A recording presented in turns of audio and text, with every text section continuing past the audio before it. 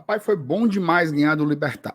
Foi bom demais dar esse primeiro passo na Copa Sul-Americana. O clima tá massa para terça-feira. A torcida tá comprando ingresso a rodo. Turma fazendo check-in. Estimativa aí, de repente, de ter mais de 50 mil no Castelão na terça-feira. Mas, na boa mesmo, o papo agora é Série A. O papo agora é Série A. Nesse sábado já, Fortaleza enfrenta o Goiás. Fora de casa, um time que não vem bem na tabela. Vários detalhes sobre esse confronto eu vou falar aqui nesse vídeo. Tá? Pode ter estreia do Fortaleza, tem desfalque também, tá? E o Fortaleza aqui teve uma logística bem curiosa para se preparar para esse confronto contra o Alviverde Goiano. Vou falar sobre tudo isso e muito mais aqui nesse vídeo no GT. Já deixa o like logo de cara.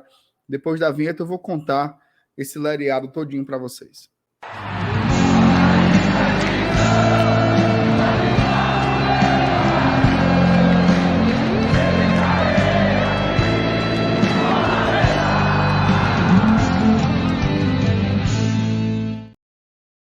Seguinte, Fortaleza fez uma logística interessante, né? Jogou na terça-feira lá no Paraguai e permaneceu, né?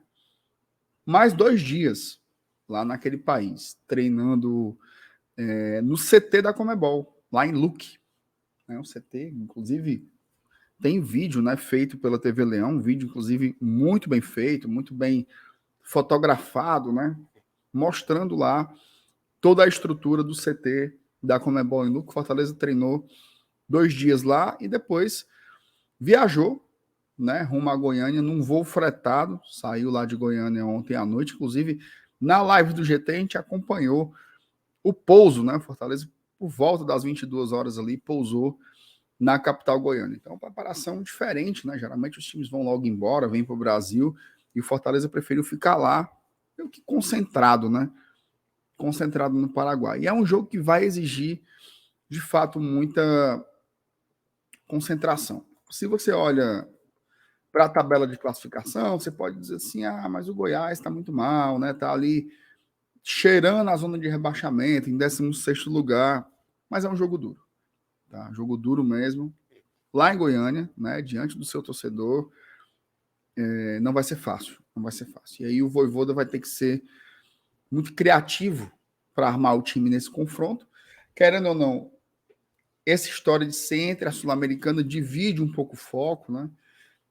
Mesmo tendo uma vantagem, eu acho que talvez o treinador segure um jogador ou outro pensando na terça-feira. Mas o jogo de sábado é muito importante. Né? E aí tem alguns cenários. Fortaleza tem 3 desfalques garantidos. Tá? 3 desfalques garantidos para o jogo contra o Goiás. 2 por lesão. Né? Você tem, inclusive, lesões similares. Né? O Pedro Rocha e o Hércules. São 2 jogadores que foram submetidos por cirurgia, né, para tratar ali do ligamento do joelho.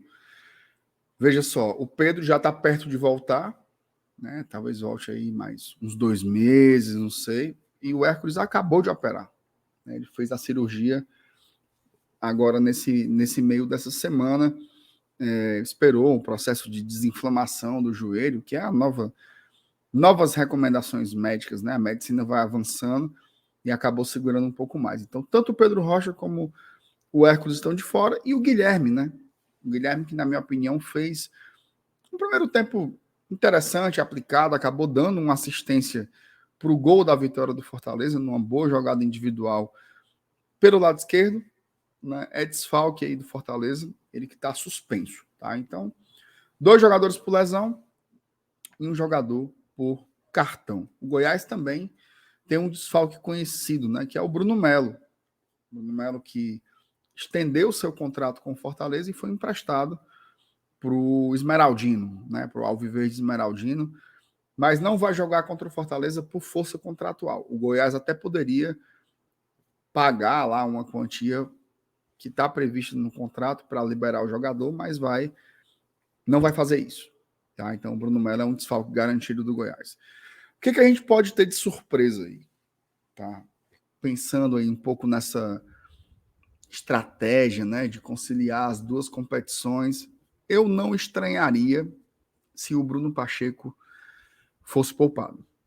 Tá?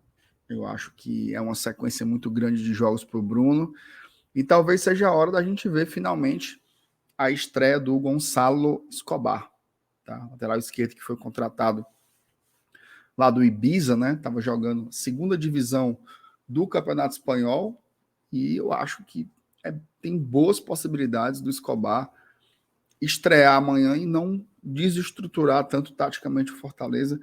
Seria uma aposta que eu faria, né? Aposto em outra estreia? Aposto. Eu acho que não sei se começa jogando, como eu visualizo um pouco essa possibilidade para o Escobar, mas eu acho que amanhã a gente pode ter a estreia do Tobias Figueiredo. Tá? Pode ter essa possibilidade da estreia do Tobias Figueiredo, zagueiro que foi uma contratação importante, né? Mais um jogador que vem do futebol europeu, ele europeu, né? É um zagueiro português, estava lá na segunda divisão do campeonato inglês, né? Na Championship, como se fala. E eu acho que ele tem treinado bem, né? A gente tem visto, inclusive, algumas imagens, tem algumas informações. Sinto que está perto ali da estreia do Tobias, né? Só que eu vejo que é um ou outro. Porque eu acho que se o Tobias jogar, ele pode ir numa linha de 3.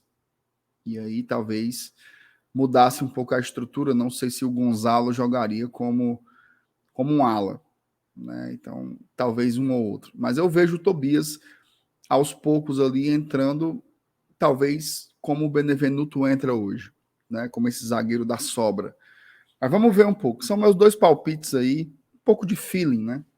Do que pode acontecer para esse final de semana. No mais, eu acho que só deve ser poupado quem realmente está na risca ali da condição física. Ó, se você não tirar esse cara de campo, ele vai se lesionar. Tá? Então, de resto, tem que ser força máxima para enfrentar o Goiás, porque por mais que a gente tenha esse sonho aí, né, com a Copa Sul-Americana, é a Série A que sustenta tudo. É a Série A que é o grande pilar, o grande alicerce para o projeto do Fortaleza, tá bom? Deixa aí nos comentários quem você acha que o Vojvoda vai escalar para esse jogo lá em Goiânia. Gostou do vídeo? Deixa o like. Inscreva-se aqui no GT. Todo dia de manhã tem vídeo e todas as noites tem live para você. Um abraço, meus queridos. Saudações tricolores e nos vemos nos próximos conteúdos.